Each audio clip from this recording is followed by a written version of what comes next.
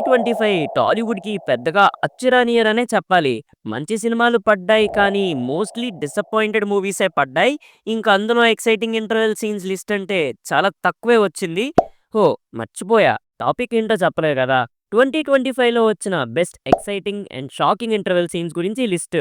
So, list చిన్నదే అయినా ఉన్న కొన్ని ఇంటర్వెల్ సీన్స్ ఏంటో తెలియాలి అంటే ఈ వీడియో ఎండ్ వరకు చూసేయండి. అలాగే మీ ఫేవరెట్ ఇంటర్వెల్ సీన్ ఏంటో కామెంట్స్‌లో చెప్పేయండి. లాగ్ లేకుండా వీడియో మొదలు పెడదామా? వాయిస్ సైలెంట్ మామా ఇంకా మొదలు పెడదామా? Audio Jungle. హాయ్! హలో! నమస్తే and welcome to news 3 people. 2025 ఎలాగో ఎండ్ అవుతుంది కాబట్టి అలా బెస్ట్ అండ్ డిసప్పాయింటింగ్ అంటూ రౌండ్ ఏసేద్దాం. Next disappointing villain roles of 2025 అనే టాపిక్ స్టార్ట్ చేస్తున్నాం. ఈ వీడియోకి ఒక 2K లైక్స్ టార్గెట్‌గా ఇస్తున్నా. పూర్తి చేస్తే అతి త్వరలో ఆ వీడియోని మీ ముందుకు తెచ్చేస్తాం. ఇప్పటికైతే ఇంటర్వెల్ లిస్ట్ మొదలుపెట్టేద్దాం. లిస్ట్ మొత్తంలో ఈ మూవీ స్పెషల్ మెన్షన్ అనే చెప్పాలి. ఆ మూవీ పేరు 'సుందరాకాండ'. నారా రోహిత్ గారు వెరీ లాంగ్ బ్రేక్ తీసుకొని 'ప్రతినిధి 2' మూవీతో కమ్‌బ్యాక్ ఇచ్చారు. అలా తర్వాత 'భైరవం' అండ్ 'సుందరాకాండ' మూవీస్ తీశారు. అయితే ఈ 3 మూవీస్‌లో 'సుందరాకాండ' మూవీ అయితే నాకు బాగా నచ్చింది. జియో హాట్‌స్టార్‌లో స్ట్రీమ్ అవుతుంది. ఇంకా చూడకపోతే తప్పకుండా చూసేయండి. అయితే ఈ మూవీ ఇంటర్వెల్‌కి ఒక సాలిడ్ ట్విస్ట్ అయితే రివీల్ అవుతుంది. ఇంకా మూవీ చూడలేదు అంటే ఇప్పుడు నేను చెప్పబోయేది బిగ్ స్పాయిలర్ అలర్ట్. అంటే మన హీరో తన చిన్నప్పుడు తన సీనియర్‌ని బాగా ఇష్టపడతాడు. కాకపోతే కొన్ని రీజన్స్ వల్ల ఆ సీనియర్ స్కూల్ మారిపోతుంది. సో, తనకున్న ఒక 5 క్వాలిటీస్‌ని నోట్ చేసుకొని, ఆ 5 క్వాలిటీస్ ఉన్న అమ్మాయినే పెళ్లి చేసుకోవాలని అనుకుంటాడు. అలా తన యవ్వనమంతా పోగొట్టుకొని మిడిల్ ఏజ్‌కి వచ్చాక ఆ క్వాలిటీస్ మ్యాచ్ అయ్యే పిల్ల దొరుకుతుంది. ఇంటర్వెల్‌కి వచ్చేసరికి తెలిసిన విషయం ఏంటంటే, ఆ క్వాలిటీస్ మ్యాచ్ అయిన పిల్ల హీరో లవ్ చేసిన సీనియర్ కూతురనమాట. దెబ్బకి ఈ సీన్ చూసేటప్పుడు మనకి ఫ్యూజులెగిరే ఆ ట్విస్ట్‌కి, ఇయర్ నేను చూసిన మూవీస్‌లో క్రేజీ ట్విస్ట్ ఉన్న మూవీ ఇదే. అసలు అలాంటి థాట్ ఎలా వచ్చింది డైరెక్టర్ గారు? ఫస్ట్ హాఫ్‌లో ఎక్కడ మనకి అలాంటి డౌట్ రాదు. అంత ప్రాపర్‌గా బిల్డ్ అవుతుంది స్టోరీ. ఇంకా ఎప్పుడైతే ట్విస్ట్ రివీల్ అవుద్దో మైండ్ బ్లాక్ అయిపోద్దంతే. మరి మీకు ఈ సీన్ చూసినప్పుడు ఎలా అనిపిచ్చింది? తప్పకుండా కామెంట్స్‌లో చెప్పండి. సో, అలా 'సుందరకాండ' ఈ లిస్ట్‌లో స్పెషల్ మెన్షన్ అయింది. ఇప్పుడు విజువల్లీ స్టన్నింగ్ ఇంటర్వెల్ బ్లాక్ ఏంటో చూద్దాం. 'మిరాయ్' ఈ మూవీ ఇంటర్వెల్ సీన్ చూస్తున్నప్పుడు అసలు తెలుగు సినిమానే చూస్తున్నానా? లేదా హాలీవుడ్ సినిమా ఏదైనా చూస్తున్నానా? అనే డౌట్ వచ్చింది. మరి ఏంటండి ఆ క్వాలిటీ? 'సంపాతి' సీక్వెన్స్ నిజంగానే టీఎఫ్ఐలో one of the best visually stunning sequence అనే చెప్పాలి. ఫస్ట్ హాఫ్ నుంచి నీట్‌గా మూవీని బిల్డ్ చేసుకుంటూ వచ్చి ఇంటర్వెల్ సీన్ వచ్చేసరికి సాలిడ్‌గా ప్లాన్ చేశారు. అండ్ 'సంపాతి' సీక్వెన్స్‌కి సెటప్ అండ్ పే ఆఫ్ కూడా చాలా బ్రిలియంట్‌గా ప్లాన్ చేశారు. 'సంపాతి' బర్డ్ సీజీఐ ఎంత బావుంది అంటే నిజంగానే అలాంటి ఒక బర్డ్‌ని తీసుకొచ్చి దాంతో ఫైట్ చేశారేమో అన్నట్టుగా ఉంటుంది. యాక్చువల్లీ ఈ సీక్వెన్స్ ఇంకా రియలిస్టిక్‌గా రావాలని యానిమాట్రానిక్స్‌ని యూజ్ చేశారు. అంటే నిజంగానే అలాంటి బర్డ్‌ని తయారు చేసి దాంతో షూట్ చేశారు. ఈవెన్ ఆ సీక్వెన్స్‌కి సంబంధించిన మేకింగ్ వీడియో కూడా యూట్యూబ్‌లో అవైలబుల్‌గా ఉంది చూడండి. ఇంకా అక్కడ యాక్షన్ బ్లాక్ ఏదో అలా స్టార్ట్ అయ్యి, ఏదో అలా ఎండ్ అయింది అన్నట్టు కాకుండా మనల్ని పూర్తిగా ఎంగేజ్ చేస్తూ అద్భుతంగా డిజైన్ చేశారు. చెప్పాను గదా!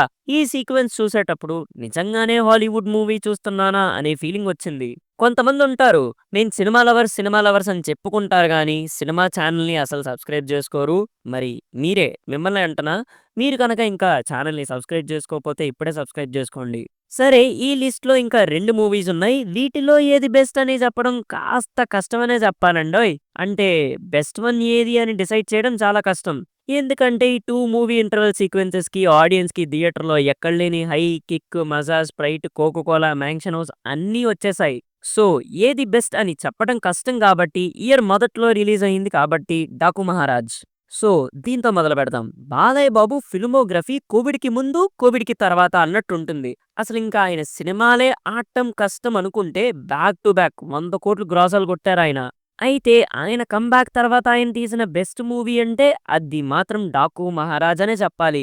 బాలయ్య బాబు గారి మూవీస్ అంటే లౌడ్‌గా ఉంటాయి, ఓవర్ ద టాప్ ఫైట్స్ ఉంటాయి అనుకునే వాళ్ళకి మూవీ చూపించాలి. ప్రెజెంట్ చెయ్యాలే కానీ బాలయ్య బాబుని సెటిల్డ్‌గా, స్టైలిష్‌గా చూపిస్తూ సీనబుల్ సీన్స్‌తో సాలిడ్ ఎలివేషన్స్ ఇవ్వచ్చు అని ప్రూవ్ చేశారు బాబీ గారు.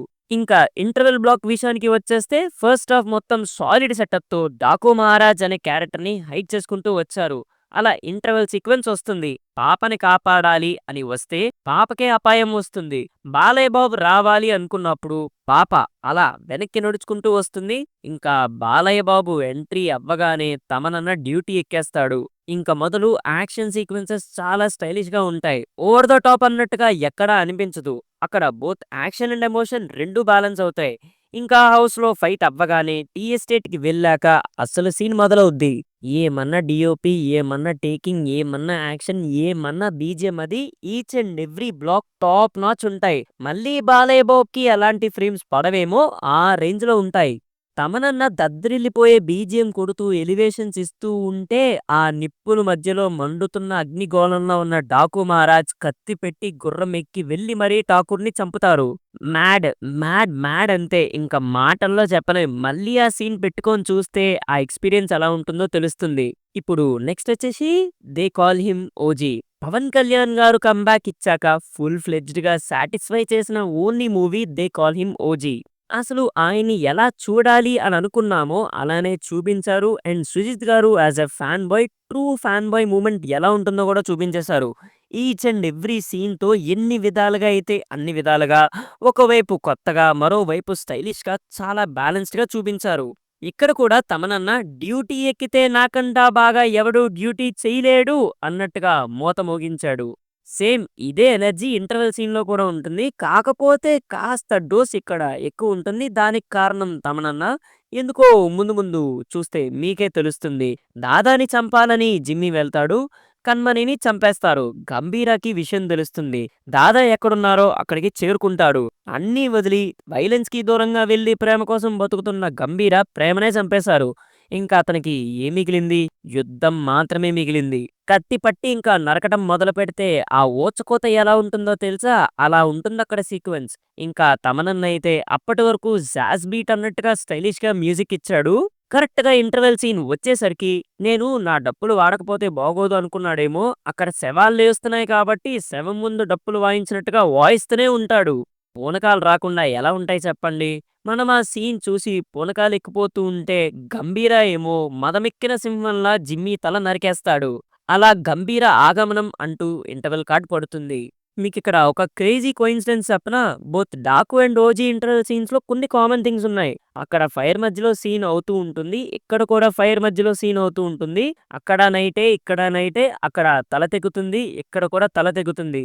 అక్కడ ప్యారలెల్‌గా మెయిన్ విలన్‌తో ఒక సీక్వెన్స్ అవుతూ ఉంటుంది. ఇక్కడ కూడా ప్యారలెల్‌గా మెయిన్ విలన్ సీక్వెన్స్ ఉంటుంది. ఇంకా ఫైనలీ ఆ సీన్ చూసినా హై ఒస్తుంది. ఇక్కడ ఈ సీన్ చూసినా విపరీతమైన హై ఒస్తుంది. మర్చిపోయా. అక్కడ ఇక్కడ 2 చోట్ల తమనన్న తాండవం చూస్తాం. మేబీ 2025లో వీటిని మించిన బెస్ట్ ఇంటర్వెల్ సీన్స్ ఇంకొకటి అసలు లేవనుకుంటా. సో, ఇక్కడితో లిస్ట్ పూర్తయింది. మీకు బాగా నచ్చిన ఇంటర్వెల్ సీక్వెన్స్ ఏంటో కిందన కామెంట్స్‌లో తప్పకుండా చెప్పండి. అండ్ బిగినింగ్‌లో చెప్పినట్టు 2K లైక్స్ కంప్లీట్ చేస్తే వీక్ విలన్ రోల్స్ ఆఫ్ 2025 అనే టాపిక్ మీద వీడియోతో మీ ముందుకొచ్చేస్తాం. ఇంతటితో ఈ వీడియో అయితే సమాప్తం. ఇంతవరకు చూసారంటే నిజంగానే మీకు మా కాంటెంట్ నచ్చిందని అనుకుంటున్నాం. సో, తప్పకుండా లైక్ చేసి, షేర్ చేసి, సబ్స్క్రైబ్ చేసుకుంటారని కోరుకుంటున్నాం. ప్లీజ్ సబ్స్క్రైబ్ చేసుకోండి. మాకు చాలా చాలా బూస్టప్ వస్తుంది. మళ్ళీ ఇంకో కొత్త వీడియోతో మళ్ళీ మీ ముందుంటాం. Until then take care and bye by.